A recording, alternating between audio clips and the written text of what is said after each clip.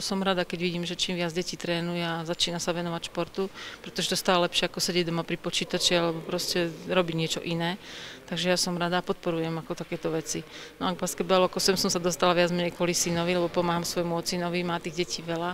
A ako taký tréner, no neviem, či mám na to vlohy a ako nervy hlavne, ale snažím sa mu pomôcť. U nás je zatiaľ taká dobrá skupinka ľudí, že keď proste sa napíše takýto turnaj, tak príde oveľa viac detí, ako keď príde na tréning.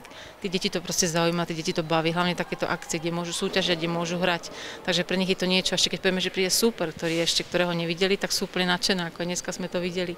Takže ja som rada a podporujem aj tých rodičov, ktorí ako sa nám venujú a snažia sa nám pomáhať a je ich dosť, takže som im za to vďačná. Určite je to dobrá vec, jednak si tu deti nájdu nových kamarátov, získajú nové skúsenosti a stretnú sa s viacerými deťmi a rodičia medzi sebou vidia, že tie deti proste ako reagujú v kolektíve na iné deti, takže je to určite prínos a si myslím, že deťom to prospeje viac ako nejaká iná činnosť.